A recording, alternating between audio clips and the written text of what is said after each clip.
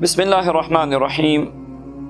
رمضان المبارک کے لیے جناب نبی کریم صلی اللہ علیہ وسلم نے 4 قسم کی اعمال بتائے ہیں، 2 اذکار ہیں اور 2 دعائیں ہیں۔ ارشاد فرمایا لا الہ الا اللہ کا ذکر کثرت سے کیا کرے۔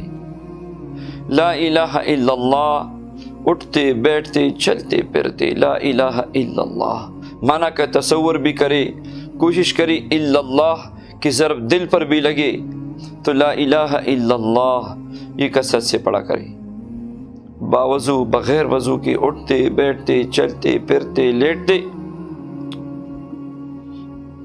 اور دوسرا ذکر استغفار۔ رمضان المبارک بخشش کا مہینہ ہے۔ رمضان المبارک میں جہنم کے دروازے بند ہوتے ہیں، جنت کے دروازے کھلے ہوتے ہیں۔ استغفار کی کثرت کرے، یہ مغفرت کا مہینہ ہے تو جتنا ہو سکے استغفار پڑھے۔ یاد رکھیے یہ استغفار ایسا وظیفہ ہے کہ قطب اور اولیاء، ابدال زمان اور علماء اور مشائخ سب اس وظیفے کو کرتے ہیں، یہ سب کا مشترکہ وظیفہ ہے۔ استغفار پڑھے، اللہم اغفر لی، اللہم اغفر لی، یا رب اغفر لی، رب اغفر لی، رب اغفر لی، یا استغفر اللہ ربی من کل ذنب واتوب الیہ، یا استغفر اللہ الذی لا الہ الا هو الحی القیوم واتوب الیہ۔ جو بھی آپ کو آسان ہو استغفار، جو بھی صیغہ آپ پڑھ سکتے ہیں کثرت سے پڑھیں۔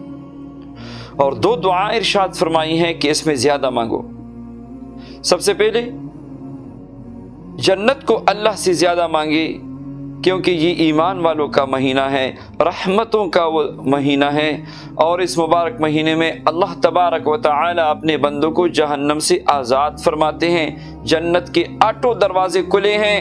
تو کثرت سے دعا میں جنت مانگے، اپنے لیے بھی، اپنے والدین کے لیے بھی، پوری امت کے لیے جنت مانگے۔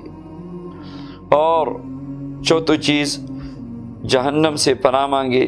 یہ جہنم کے دروازے اللہ نے اس مہینے میں بند کر رکھے ہیں اور یہ جہنم سے آزادی کا مہینہ ہے۔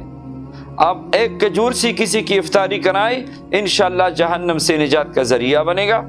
تو کثرت سے مانگے کہ اللہ جہنم سے امان دے، اللہ جہنم سے پناہ دے، اللہ جہنم سے بچائے، اور ان دعاؤں میں پوری امت کو بھی یاد فرمائیے۔